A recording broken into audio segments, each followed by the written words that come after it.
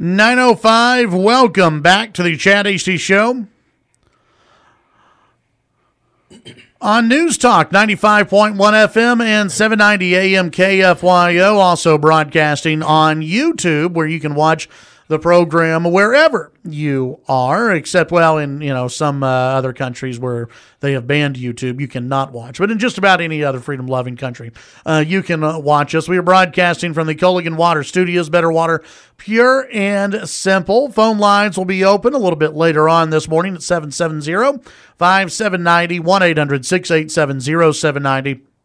The KFYO text line always open at 806-680-2790. In studio, the next half hour, we've got some guests stopping by in studio right now. We've got Ag Commissioner Sid Miller and also Lubbock County Republican Chairman Steve Evans, who is typing away furiously on his phone right now. So we'll bring in Commissioner Sid Miller.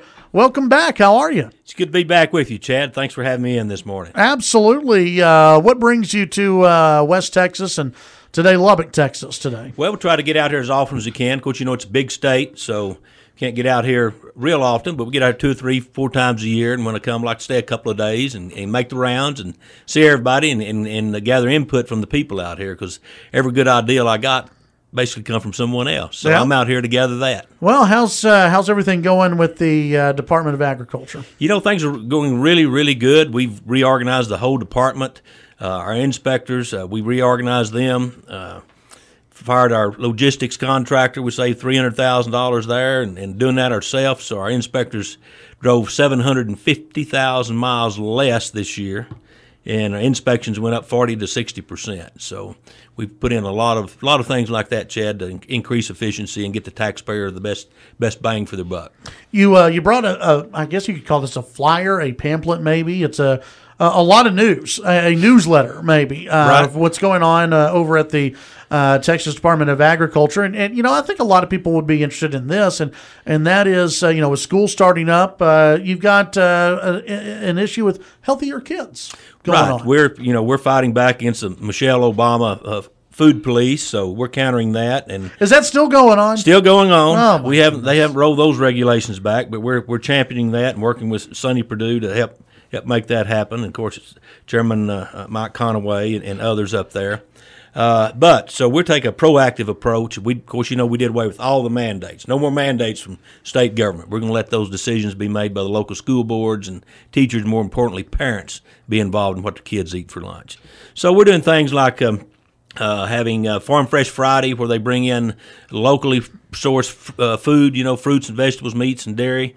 And we also have Meet the Farmer Day on Friday, and the farmer comes in and tells them, where their milk came from. And we're doing school gardens with the younger grades and let them get some dirt under their fingernails and raise some of their own vegetables to go in their lunch. We have meal appeal universities, where we're retraining the cafeteria workers and letting them do things exciting that kids like food trucks and food courts, and it's making a difference. And we set up a clearinghouse to connect the cafeterias with our local farmers, and so we can get that fresh local, no additives, no preservatives, no dyes, never flash frozen fruits and vegetables and meats into our cafeteria. And since we've done that, our schools are buying almost $30 million worth of Texas produce compared to last year. So we think that's a win-win. Yeah. So we're trying to change the culture of instead of having healthy trash cans, to have healthy kids, because that's what we had when I took this over. Visiting with Commissioner Sid Miller here in studio, and also one of the things that you talked about in the pamphlet, but it's something that we've talked about before here on the show. Rural Texas, West Texas. How's rural Texas doing right now? We're doing really good. We house the Office of Rural Health Care, so we're working on that.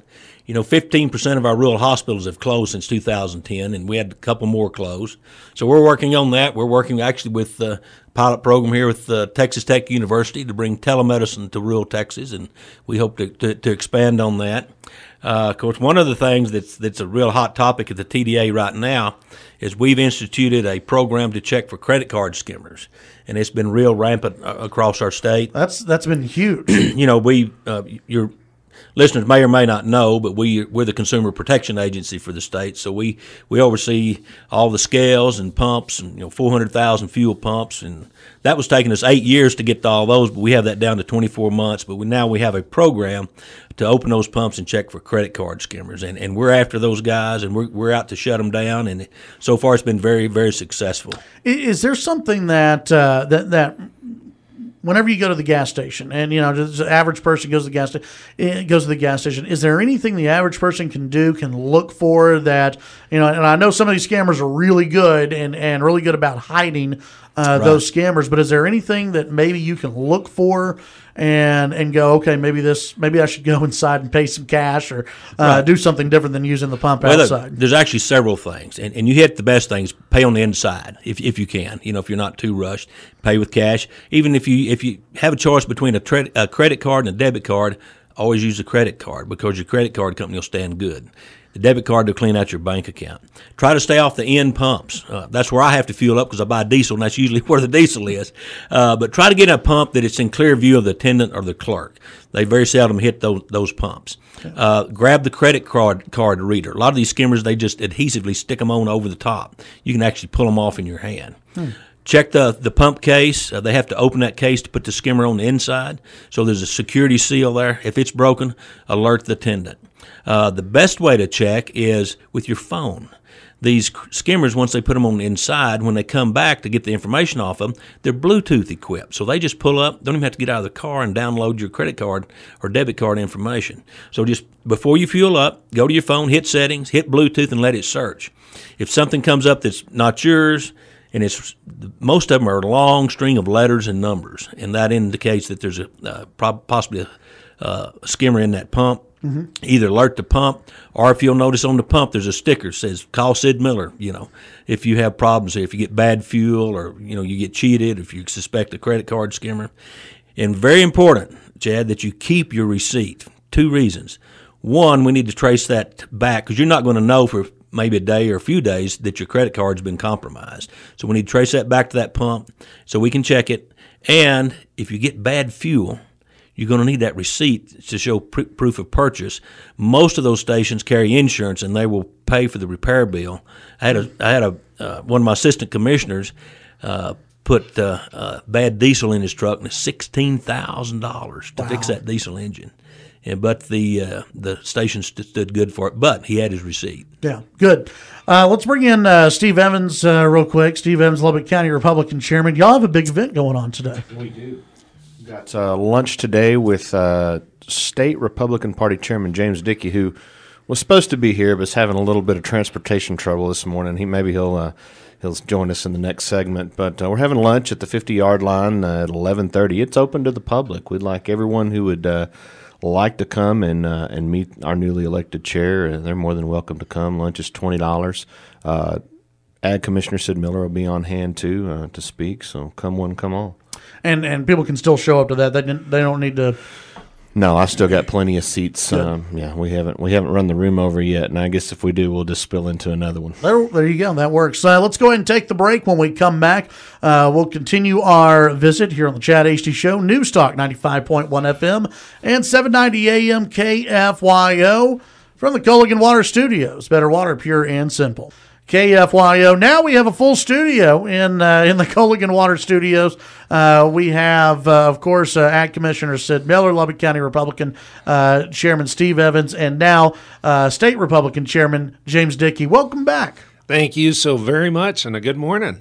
How are things? They're going really, really well. I did a report last week out to our leadership committee, the State Republican Executive Committee, and our county chairs, and I was able to report that we had the best large dollar fundraising June and July that we had in many years by a mile, and it's clear support for the party just standing up for what the party's supposed to stand up for. As during the special session, we didn't take sides on things. We didn't pick fights. What what we did do is we stood up for the platform, and the response has been overwhelming. Well, and that's something I know when you took over the job, when you took over the position, you made it pretty clear. We want to get back to the platform, the Republican Party platform. Why was that so important for you? Well, it was important for me for a bunch of reasons. One, I want to show the grassroots. I want to show that we are a grassroots party, and our platform is developed from the grassroots up. But two, I wanted to show those grassroots people who give of their time and their treasure and their heart they pour that into developing that platform. I wanted to show them that all that effort is not wasted. That we do listen to it, that we do pay attention to it, that we do fight for it.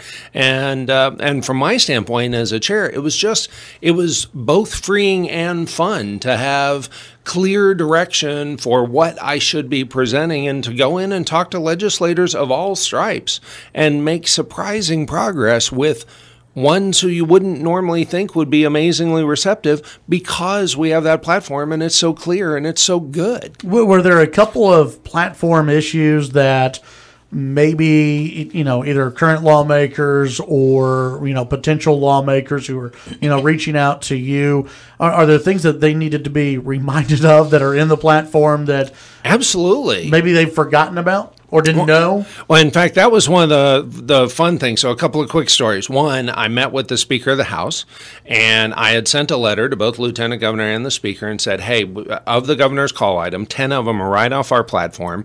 Please let us know who's going to take points on those within your chamber so that we can follow up and we can provide helpful testimony, we can support, we can do whatever we can do to help get those passed.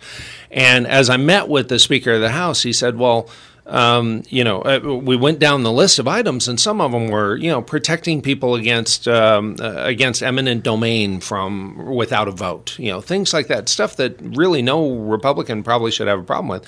And the Speaker, to his credit, said, we haven't really talked or focused much on the platform here before. Mm-hmm.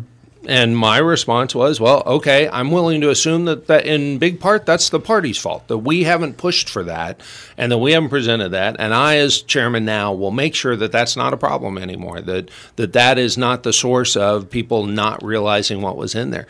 But really exciting to me was, as we talked about things like one of our platform priorities, one of our top priorities was the elimination of property tax, not just minimizing how much it can be before there's a vote, how much it can go up before there's a vote, but actually eliminating it, because it's just not right that a Texan never actually owns their home. Right. That's a problem. And it also leads to a Robin Hood type things to try to deal with the discrepancies between school districts. And that's a problem. And so we actually have one of our priorities, repealing the property tax. And as a result, a couple of bills during special session started to come up that were completely different, because they were actually focused around doing that, getting rid of M&O, maintenance and operations expenses for school districts being paid for by property tax, and instead having them paid for by a state sales tax, which would do away with all those other problems. And it was great to see that conversation change, and legislators to propose stuff that they weren't going to propose, except for all of a sudden there was conversation about what the platform really said. With the party platform, and obviously elimination of property taxes, that's a long-term goal. It's something that you'd like to see. So, now with a focus on the platform, do you think there's a timeline now, and maybe in some of these other lawmakers' minds of, okay, it's a priority, it's in the platform, maybe in the next legislative session we should actually get back and focus on some of these issues that the grassroots, the people who are actually involved at many different levels, they've all come together. This is what they want. They've told us this is what they want. We need to get to this now. I believe there is, and in between now and the next legislative session is another state convention. It's going to be in San Antonio, June 11th through the 16th. It's going to be amazing. It's our 150th anniversary of the Republican Party founding. It's the 300th anniversary of the founding of San Antonio. It's a great option as we're there down the road from the Alamo. to remember that we're fighting for freedom for all Texans, just like they were. And we'll be revising that platform with a lot of focus on getting it better organized, getting it more tightly worded, so that we're clearly expressing to our legislators the goals we want them to implement into law. Speaking of of grassroots, and we're visiting with State Party Chairman James Dickey here on the Chad Hasty Show. You've probably heard from folks who are upset with those in Washington, D.C., with Republicans in Washington, D.C. Repealing Obamacare did not get done. There was an article over the weekend that said they only have 12 days to actually get something done this year on Obamacare. What's your message to those in D.C., and what's your message to the average Republican voter who might be looking at Congress right now and going, what's the point? What's the point of sending these Republicans up there if they're not going to do what they promised to do for 7 years? Chairman Brady is chairman of the House Ways and Means Committee, and he was gracious enough to do a reception for me in D.C. shortly after I won my election so that I could meet a lot of our congressmen who I didn't already know. And we have 25 Republican congressmen from Texas.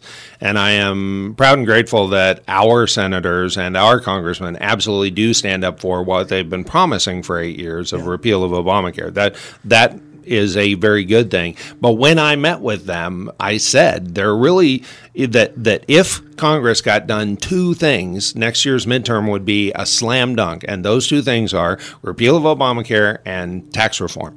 And if they do those two things, then it's going to be a slam dunk. And if they don't, then those who didn't are rightfully going to get the consequences of their actions. Now, I'm very grateful that no Texas Republican is in that group, but there are folks who have lied to the voters for years, and there will be consequences for that. I hope that in spite of those people that we're able to get something done before then, because obviously it would make a big difference in next year's election. How do, as far as what you've heard from other county chairmen and other folks who have reached out to you. You have the Democrats who claim that, that Trump is upsetting all the Texans, so it's going to be a Democrat year. All right? That's what we keep hearing, even though they don't have a gubernatorial candidate, that it's going to be a big Democrat year coming up. I don't see that at all. I still see the state as big, bright red. Do you see it any differently? I mean, the bottom line is it's the Republican Party that represents the values of everyday Texans. And partly that's because we develop our platform based on the input of everyday Texans. And so since we represent Texans best, I am confident that Texans will continue to send us to represent them. But absolutely, each office holder needs to do their part to make sure they're representing their district well. And those who do are going to be fine, and we're on the other hand, we're taking nothing for granted. So, Senator Cruz, Governor Abbott, they are working like crazy and building significant teams, the teams they need to have to show that they are taking this as seriously as they absolutely must. And I'm grateful that we've got people at the top of the ticket who take nothing for granted and are very serious about earning the support of Texas voters. I've got about a minute left or so. What can people look forward to in the future with the state party, and how can people get more involved in Republican Party politics? Yeah, I'm so glad you asked about that. The key way to get involved in Republican Party politics are from an activist standpoint, vote in the Republican Party primary, and then participate in your primary convention, whenever that is and wherever that is, and it varies by county. Participate in that convention, because it's those convention people who set the delegates to the district convention. It's those district convention delegates who set the delegate to the state convention, and it's those delegates to the state convention who set our platform and our rules for the next 2 years. So that is absolutely critical, and any activist can get involved in doing that. And the other way is we need your support. We're a grassroots up party. We need grassroots support. Grassrootsclub.com. It's $8.25 a month. You can hear more from Chairman James Dickey today at noon, correct? 11:30. 11:30 at 50-yard line. There you go. Thank you.